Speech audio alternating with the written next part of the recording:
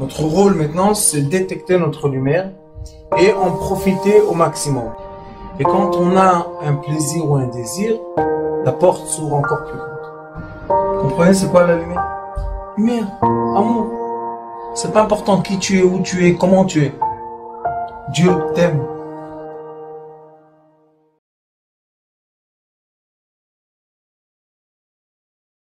Déroulement des midotes, des mauvaises midotes. Ça a commencé par l'orgueil. Après, on a parlé de la colère. Et maintenant, aujourd'hui, on va parler de ce qu'on appelle à Kabdanout. C'est quoi Kabdanout? Être méticuleux.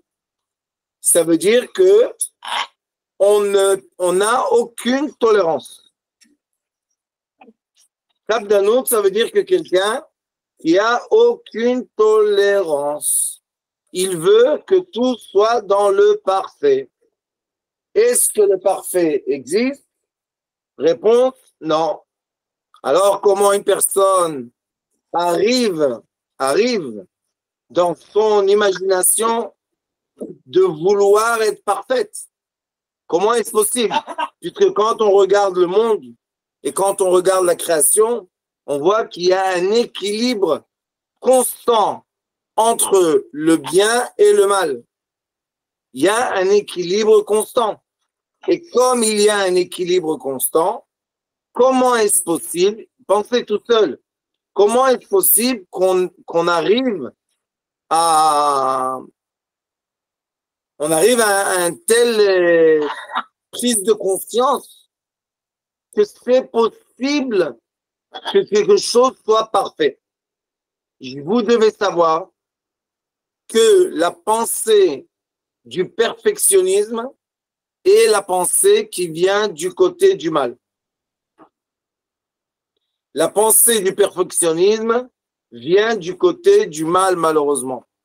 Parce que le mal, le côté inverse de l'énergie de la vie, va toujours nous emmener vers des imaginations et des philosophies qui ne tiennent pas la route. Alors, quand quelqu'un a de la colère, c'est parce qu'on ne fait pas sa volonté. Même si on essaie de faire sa volonté, le problème qu'on ne fait pas la volonté de façon parfaite.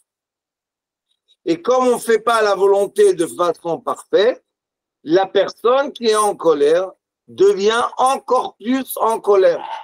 On ne fait pas ma volonté de façon parfaite. Normalement, dans le monde, vous allez voir, plus les gens rentrent dans le royaume de la sagesse, on dirait plus l'intelligence ou le savoir, parce que c'est pas être sage de s'énerver avec les gens, mais quand quelqu'un rentre dans le royaume du savoir, beaucoup de savoir, la personne commence à ne pas avoir de la patience pour ceux qu'à ses yeux sont des ignorants.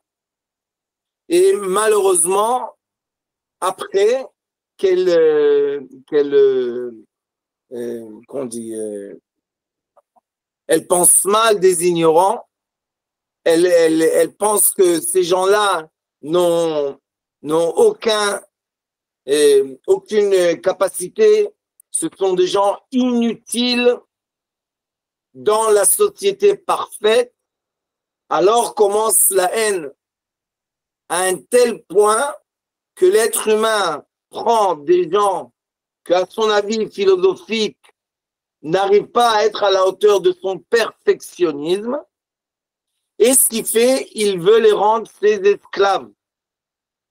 Et quand il les rend ses esclaves, et beaucoup de gens acceptent de devenir les esclaves des gens qui essayent de vous intimider par le perfectionnisme.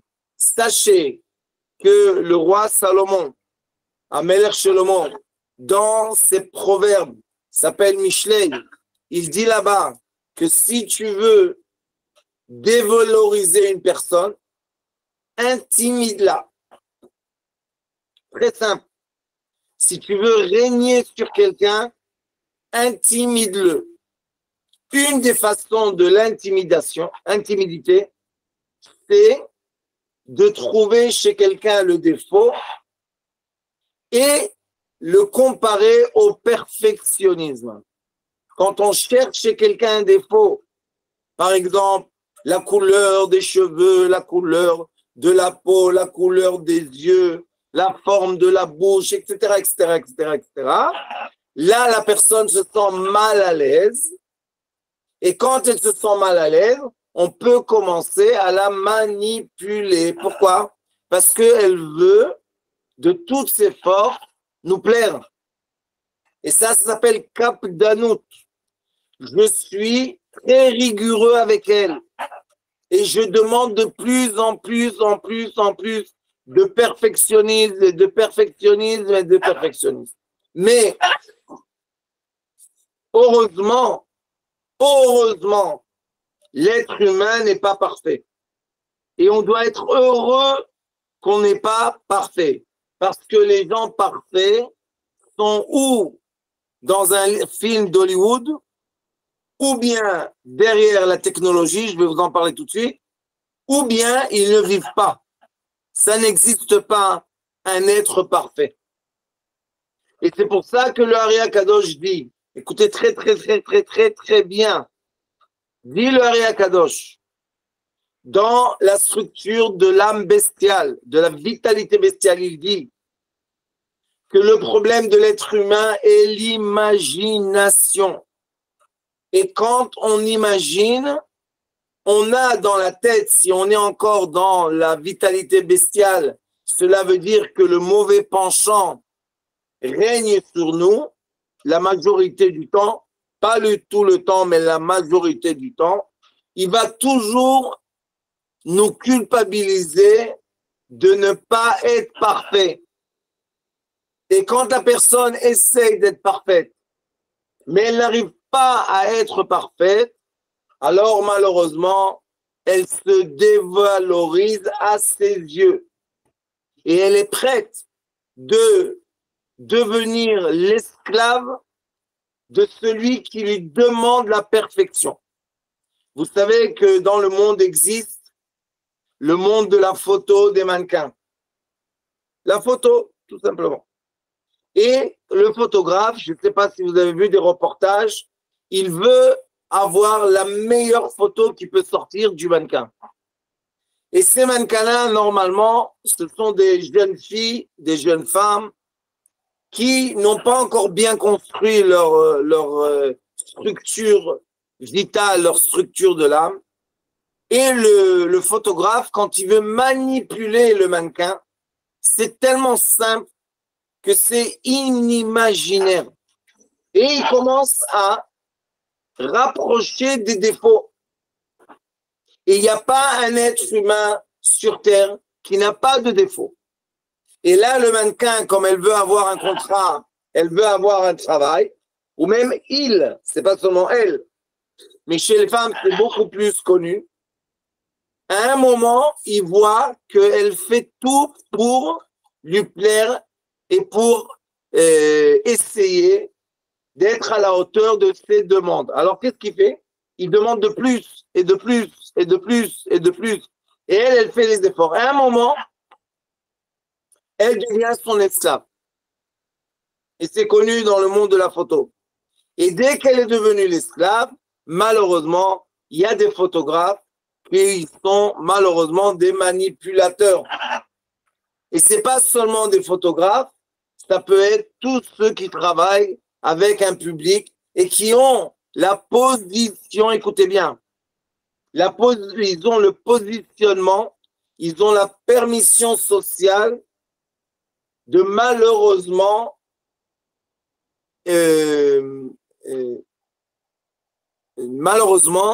demander le parfait, exiger. Voilà. Ils ont malheureusement la permission sociale des codes de la société d'exiger le perfectionnisme. Comme un professeur dans une classe qui exige de ses élèves d'être capable de sortir 20 sur 20 dans un examen. mais c'est impossible. Oui, c'est possible. Il y a des gens qui sont des génies et ils vont donner 20 sur 20. Mais le problème avec ces gens-là, qui vont vous donner 20 sur 20 dans un examen, regardez leur qualité de comportement. Et vous allez voir que normalement, ce sont des gens renfermés qui utilisent le savoir pour se positionner dans la société. Mais comme ils ne sont pas sociables, les enfants, les adolescents, normalement, les rejettent de la société. Ils sont toujours dans le côté de la société. Mais ils vont grandir comme tout le monde. Et si on ne veut pas les accueillir avec leurs défauts et ne pas être rigoureux avec eux, malheureusement, ils vont grandir. Et quand ils vont trouver leur positionnement, aujourd'hui, c'est très facile. Avec l'académie, vous faites votre bac, vous allez à la faculté, vous faites les études. Et comme ils sont très, très forts, ils vont faire bien les études et ils vont devenir professeurs. Et là, malheureusement, la roue se retourne. Celui qui était inférieur devient supérieur. Et maintenant, à son tour, il exige le perfectionnisme, qui est une rencontre entre professeurs et étudiants très désagréable. La vraie rencontre doit être une rencontre d'éducation, de permettre aux gens de faire leur chemin. Et surtout, ne pas oublier, j'en parle, ça fait déjà 2 mois ou plus, ne pas oublier le comportement, les midot tovot.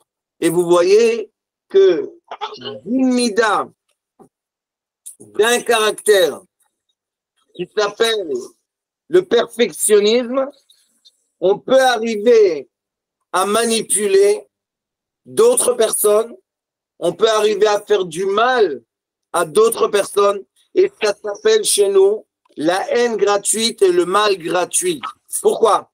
Parce qu'on essaye, pour prendre une position, un positionnement de force sociale, on applique un élément que j'espère qu'après ce cours-là, vous n'allez jamais utiliser ça de votre vie, mais on peut appliquer un élément qui s'appelle le perfectionnisme. Maintenant, pourquoi, on doit se poser une question, pourquoi l'être humain, d'où l'être humain a cette idée folle que quelque chose peut être parfait? Puisque quand on regarde la matière et quand on regarde le comportement de la matière, rien n'est parfait. La réponse est, écoutez bien la réponse est l'origine de l'âme. Comme notre âme, à chacun de nous, à chacun des existants, l'âme, l'origine de la lumière, est hors matière, au-delà de la matière. Et la lumière qui est au-delà de la matière n'a pas de déchets, donc elle est parfaite. Cette lumière-là rencontre, pénètre, s'additionne avec un corps non parfait, parce que la fin du corps, c'est de redevenir de la cendre, donc il n'est pas parfait. Et cette addition du parfait et pas du parfait emmène l'être humain, malheureusement, à un très mauvais comportement. Et nous, quand on enseigne la sagesse, on doit expliquer aux gens le potentiel qu'ils ont, mauvais potentiel, le potentiel méchant qu'ils ont quand ils vont essayer de se connecter au parfait, et le bon potentiel qu'a l'humanité quand on accepte l'imparfait. Il faut savoir que l'imparfait est la raison pour laquelle on va toujours essayer de s'améliorer. Essayer de s'améliorer, c'est bien. C'est une bonne qualité. Mais essayer de dire aux gens, additionne-toi, égalise-toi avec le parfait, c'est méchant. Je vous dis, c'est tellement méchant parce que c'est impossible d'un côté, mais d'un autre, on a cette envie. C'est ça la contradiction. D'un côté, je sais que c'est impossible. Je sais que je peux ne pas dormir, mais j'ai besoin de dormir.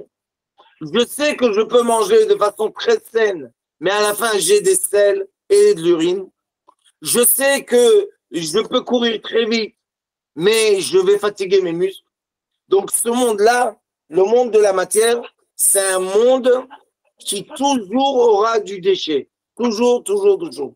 Et le déchet est quelque chose qui n'est pas parfait. Donc, d'où chaque fois il y a un royaume, comme les Égyptiens, les Grecs, les Romains, etc. D'où les royaumes qui ont réussi à maîtriser des grandes populations, d'où leur réussite. Leur réussite était toujours que le roi du royaume est parfait. Et comme les êtres humains voulaient s'approcher du royaume, et ils ont vu que eux ne sont pas parfaits, alors ils se sont soumis aux règles du royaume. Maintenant, il faut savoir que le dernier royaume, c'est le royaume dans lequel on vit. Le Hari Akadosh déjà en parle il y a 500 ans. C'est le royaume de la technologie. Quel est le problème avec le royaume de la technologie? C'est que la technologie nous donne l'image et la sensation par l'audiovisuel du parfait. Vous savez qu'il y a énormément de logiciels que vous pouvez créer vraiment de l'audiovisuel parfait. Et quand l'être humain voit l'audiovisuel parfait, il veut ressembler à ce parfait. Mais il ne pourra jamais. Alors regardez une déformation de la technologie qui agit sur le corps humain. Vous savez qu'aujourd'hui, pas aujourd'hui, mais il y a Instagram. Instagram, c'est les réseaux sociaux des jeunes. Sur Instagram, les jeunes filles veulent ressembler à certaines personnes. Mais comme ils n'arrivent pas à y ressembler, qu'est-ce qu'elles font? Elles mettent des filtres sur leurs photos. Ça veut dire que vous allez voir la personne, mais c'est pas la vraie personne. Elle va vous mettre des photos sur Facebook, par exemple, ou Instagram. Vous la regardez, vous dites, ouais, elle est parfaite. Mais quand vous allez la voir dans la réalité, ce n'est pas la personne qui était affichée sur les photos. Mais, et il y a des reportages sur TF1 de ça, très, très intéressants et aussi très tristes à la fois. Pourquoi? Parce que les filles, les adolescentes, les pauvres, qui n'ont pas encore bien compris que le parfait n'existe pas et c'est un mensonge, elles se font une photo avec un filtre qu'elles aiment et elles vont chez le chirurgien esthétique et elles demandent à ressembler à la photo. Et qu'est-ce qu'il dit monsieur ou madame qui veulent gagner de l'argent? Il dit bien sûr, aucun problème. Et il leur montre, aujourd'hui il y a des logiciels qu'on vous fait la photo avant et après l'opération, avant qu'on vous fasse l'opération. Ça veut dire que vous pouvez voir qu'est-ce qui va se passer. Mais encore une fois, ce sont des logiciels technologiques. On ne sait pas exactement comment la peau de la personne va réagir. On ne sait pas exactement comment l'os va réagir. On ne sait pas exactement de quoi ça va être, mais les gens le font. Et combien de filles, malheureusement, ont gonflé leurs lèvres avec silicone et elles ont vu dans l'image que c'est très, très beau, mais dans la vie de tous les jours, c'est pas sorti top. Et maintenant, elles vont refaire une chirurgie et refaire une chirurgie. Et pour gagner de l'argent, elles vont vendre leur corps. Et que Dieu nous en préserve, c'est tout un cycle vicieux qui comme Rome, comme les Grecs, comme les Égyptiens, dévalorise le corps humain, dévalorise l'être humain à des images qui n'existent pas parfaites, et c'est comme ça que malheureusement, on devient des esclaves. Donc, si vous connaissez des gens que vous voulez trop leur plaire, cette connaissance n'est pas une bonne connaissance. Il faut faire très attention à ça. Si quelqu'un commence à trouver des défauts et commence à vous dire vos défauts, au lieu de vous dire vos avantages et vous dire vos choses très belles que vous avez, sachez que vous avez commencé une relation qui va à la fin vous transformer en esclave. Et ces relations-là détruisent les gens. Ça ne construit pas les gens. Et on sait très très bien quand on a des enfants que à un certain moment de l'adolescence commencent les histoires d'amour à droite à gauche et on voit que des fois une fille a un fiancé que Baruch Hashem, il lui donne de la force, il la remonte, il lui donne des compliments sur ce qu'elle a. Et il n'est pas toute la journée préoccupé par lui montrer et démontrer les défauts qu'elle a. Pourquoi je vous dis ça? Parce que la personne avec les défauts, c'est bien que tu as trouvé des défauts. Alors pourquoi tu l'aimes? Pourquoi tu es son fiancé? Laisse-la tranquille. Tu n'es pas obligé. Va chercher quelqu'un de parfait. Mais la personne parfaite n'existe pas. Maintenant, dans ce domaine qui s'appelle le perfectionnisme, il faut savoir que les gens qui rentrent dans cette folie, ces gens-là ont à cacher. Ça veut dire quoi qu'ils ont à cacher? Ils ont des choses très moches à cacher. Et c'est pour ça qu'ils vont vous faire une apparence très, très parfaite, très, très, très jolie. Mais à l'intérieur, comme vous connaissez bien, il y a l'histoire du clown qui est triste. Malgré que le clown a l'air d'être la personne la plus souriante et heureuse du monde, c'est du maquillage. Mais en vrai, le clown est triste. Le clown est triste. Et comme le clown est triste, c'est triste de connaître un clown qu'on pense qu'il est heureux, mais à la fin, quand on parle avec lui tout seul, on voit qu'il pleure parce qu'il a une histoire très triste.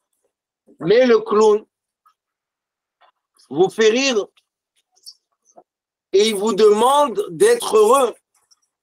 Mais lui-même, il n'est pas heureux. C'est pour ça qu'il va essayer de chercher le perfectionnisme de bonheur, d'être heureux. Donc, la technologie aujourd'hui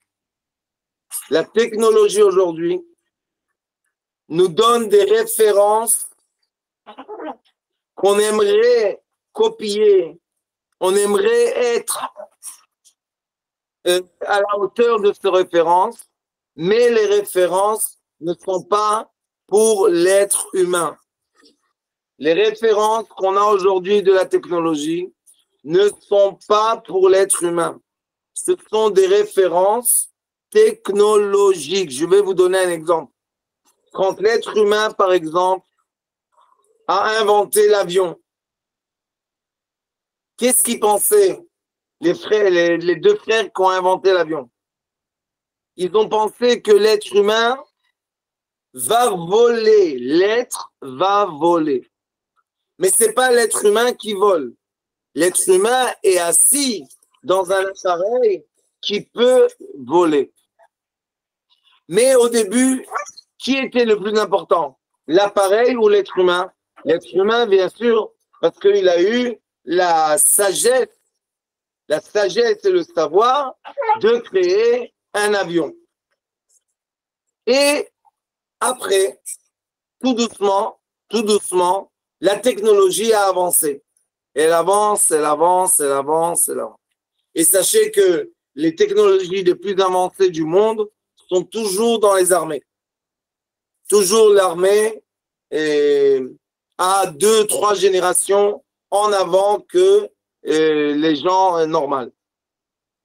Et aujourd'hui, ça fait déjà quelques années, nous avons des avions qui sont pilotés de façon automatique, plus besoin de pilotes. Qu'est-ce qui s'est passé? Comment l'être humain a réussi à développer quelque chose qui élimine l'être humain? Vous savez ce que ça veut dire? Ça veut dire qu'on n'a plus besoin du pilote. Et il y a ce problème-là dans beaucoup de technologies, tout ce qui est robotisme, tout ça, ça a tout doucement renvoyé les gens à la maison. On n'a plus besoin d'être humain. Ça, c'est un côté du monde, c'est le côté de la technologie. Mais il y a un autre côté du monde qui s'appelle le côté social. Les gouvernements comprennent qu'on veut faire travailler les gens.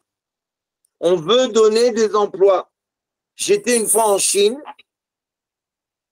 et j'ai vu plein de gens faire une route, vous savez. Alors j'ai demandé au maire de la ville, pourquoi il y a tellement de gens qui travaillent? Ben, avec un tracteur, tu fais un travail meilleur. Il m'a dit oui, mais le tracteur, il ne doit pas nourrir une famille. Et là, j'ai compris, j'ai eu un choc de culture. J'ai compris que nous, quand on n'arrête pas de développer des technologies, en effet, qu'est-ce qu'on dit? On dit qu'on peut se passer de l'être humain. Et imaginez-vous, on y est déjà, hein, mais imaginez-vous une société, et surtout aujourd'hui avec l'intelligence artificielle, qui va très vite. On n'a plus besoin, vous savez que les universités ont demandé au tribunal international d'interdire les intelligences artificielles pour les êtres humains. Vous savez pourquoi? Pour les masses, les populations. Parce qu'ils ont dit, il n'y en aura plus besoin des académies, il n'y a plus besoin de professeurs, il n'y a plus besoin d'ingénieurs. Un enfant de 6 ans qui a une plateforme de technologie d'intelligence artificielle, il parle, fais-moi s'il te plaît un robot qui construit une moto qui peut nager. L'intelligence artificielle lui sort des images, il peut choisir le design. Après le design, elle va lui donner le plan, comment créer ça, comment le faire, et on peut même imprimer dans des imprimantes 3D géantes et il peut recevoir le produit. Aucune personne était dans le processus. Il y a beaucoup d'années de cela, j'enseignais beaucoup la technologie et la pensée et le pouvoir de l'être humain, la force de l'être humain de penser, de créer. Et j'étais au Technion et j'ai donné un cours là-bas à des étudiants qui devaient devenir des ingénieurs en aérodynamique, des ingénieurs d'avion. Et il y avait là-bas aussi le professeur principal, Dican, je crois que ça s'appelle en français. Et je leur ai posé une question. Après qu'on a parlé beaucoup, après je leur ai dit, dites-moi, est-ce que Google, il y a une application sur Google, que Google peut vous programmer tout ce que vous voulez? Alors je leur ai dit, est-ce que Google est capable de programmer un avion? Ils m'ont dit oui. Je leur ai dit, est-ce que la programmation de Google est beaucoup plus sophistiquée que l'être humain? Ils ont dit oui. Je leur ai dit, est-ce que vous êtes prêts de prendre l'avion Google sans qu'un être humain a révisé? Ils m'ont dit non. je leur ai dit, c'est une contradiction intellectuelle. Si vous êtes d'accord avec moi qu'un logiciel est capable de programmer un avion et qui va le faire de façon plus parfaite que l'être humain, alors pourquoi vous n'êtes pas d'accord de piloter cet avion? Après un silence froid, le professeur général s'appelle en Israël Dikan, je ne sais pas comment en français on dit ça. Vous savez qu'est-ce qu'il a dit? Il a dit oui, mais Google n'est pas un être humain. Je lui ai dit, vous savez, monsieur, c'est une réponse qui n'est pas intellectuelle. Vous avez peur de prendre cet avion, mais vous savez qu'il est beaucoup mieux programmé que l'être. Alors il m'a répondu. Il m'a dit oui, mais l'être humain, quand il programme quelque chose pour l'être humain, il y a un élément. Je ne sais pas comment on dit en français engineering, mais il y a un élément qu'on met, par exemple, dans le bâtiment. Moi, je suis ingénieur en bâtiment. On met 3 fois plus de force dans le fer qu'il en faut. On fait des choses qui vont éliminer des risques. On va mettre plus de matière pour faire plus fort. Il dit ça, hein, c'est parce que l'être humain a peur pour l'être humain. Mais Google n'a aucun sentiment. Donc, quand il va programmer, il va utiliser exactement la matière qu'il faut. Mais nous, on va utiliser 3 fois plus fort la matière. Pourquoi? Parce que peut-être il y aura du vent, peut-être l'avion va rentrer dans des comment ça s'appelle, des kystes d'air. Il y a plein de choses qui peuvent se passer. Et l'être humain a écrit des règles de programmation de choses à cause de la mort, à cause des accidents qui ont eu. Donc, il a fait plus et plus et plus. Pourquoi? Pour protéger les êtres humains. Il dit Google n'a aucune envie de protéger les êtres humains. Il ne sait même pas comment le faire, puisque ce n'est pas un être humain. Il n'a pas cette sensation de vouloir sauver la vie de quelqu'un. Et même si on crée un logiciel, je ne sais pas quoi, qui essaye de sauver la vie des gens, il va faire exactement ce qu'on l'a programmé à faire. Mais il ne peut pas aller au-delà de sa programmation. L'intelligence artificielle qui rentre dans le jeu, elle, on dit qu'elle peut tout le temps se renouveler. Donc, autoprogrammer. Et là, malheureusement, on rentre dans une génération que d'un côté, va permettre à beaucoup de gens d'avoir beaucoup d'argent, mais bientôt l'argent n'aura plus de grande signification comme aujourd'hui. Il y aura d'autres monnaies, il y aura d'autres façons d'échange et de valeur, parce que bientôt tout le monde pourra être millionnaire et ça ne veut plus rien dire. Mais d'un autre côté, cette génération dans laquelle on rentre va nous intimider, ceux qui vont vivre dans les villes qui sont complètement technologiques, ça va nous intimider et dévaloriser complètement. Et à ce moment-là, qu'on va être dévalorisé à un stade qu'on ne veut plus vivre, on ne veut plus exister, on ne veut plus multiplier, fructifier. Et déjà, il y a des pays dans le monde, en Europe, en Japon, qu'il y a la naissance négative. Ça veut dire que les gens ne veulent plus être en couple et ne veulent plus emmener d'enfants. Qui est à la tête de cette philosophie folle qui est l'autodestruction de l'humanité? Qui est ça? Qui est dans cette racine malade? Qui? Le perfectionnisme. Et sachez que beaucoup de gens ne veulent pas avoir des enfants parce qu'ils voient les informations. Et dans les informations, l'audiovisuel leur donne la sensation, c'est un mensonge, que malheureusement le monde n'est pas bien et le monde a plein de pollution et le monde n'a plus de place pour vivre.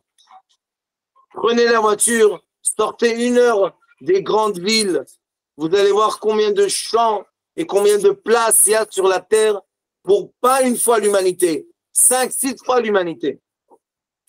Alors comment il y a des gens qui vraiment ils ont peur? Ils disent c'est pas possible, il n'y a plus de place. Comment il n'y a plus de place? Va, achète un champ, fais une maison et habite, qu'est-ce qu'il y a? Oui, mais il n'y a rien autour de moi. Fais qu'il y ait, crée, construit, renouvelle. Mais je ne peux pas. Comment tu es arrivé, l'être humain, qui a construit des villes, qui a fait des tours de 1 kilomètre? Comment tu dis je ne peux pas? Comment c'est possible? Parce que l'audiovisuel, la technologie, tout doucement nous rabaisse et nous donne la sensation qu'on n'est plus capable. On n'est plus capable de courir parce qu'il y a des voitures qui vont très vite. On n'est plus capable de nager parce qu'il y a des bateaux qui vont plus vite. On n'est plus capable de prendre tout seul un avion parce qu'il y a des avions qui sont beaucoup plus intelligents et il n'y a pas besoin de pilote. Et comme ça, tout doucement, malheureusement, on perd la valeur de l'être humain.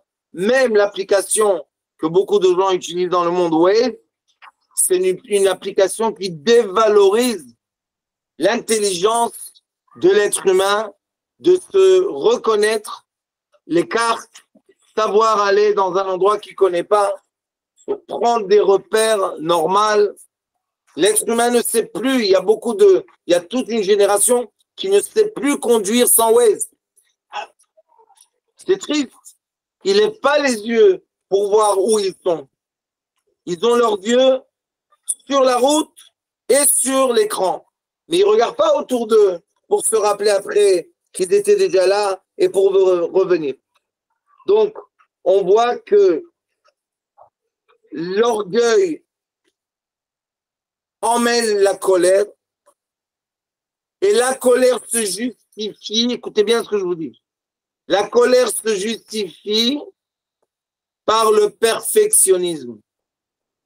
Comme tu n'as pas fait exactement ce que je t'ai demandé, j'ai la permission de m'énerver avec toi. Et je m'énerve avec toi parce que j'ai de l'orgueil. Mais quelqu'un qui a bien travaillé ses midotes, il sait très très bien que c'est interdit, surtout quand on a des adolescents, c'est interdit de leur demander la perfection. Il faut toujours permettre à l'être humain de rester un être humain. Et sachez, je le dis beaucoup à l'école, CTA, dans les cours, sachez que la chose la plus belle qui existe sur Terre est l'être humain. Et l'être humain est la création qui résiste le mieux. Donc aussi, cette génération folle du royaume de technologie va disparaître. Et vous savez, tout le monde attend le Messie et tout le monde veut la construction du 3e temple. Mais tout le monde oublie que le 3e temple, c'est quoi un temple? Il y avait des sacrifices. Et pourquoi on emmène des sacrifices? Pour dire à l'être humain qu'il n'est pas parfait. Il va fauter, donc il va emmener un sacrifice. Il va faire des erreurs, il va emmener un sacrifice. Le temple est là pour ça. Les prêtres sont là pour ça. Pour permettre à l'être humain de faire l'aller-retour entre le bien et le mal. Je vous remercie beaucoup. À très bientôt.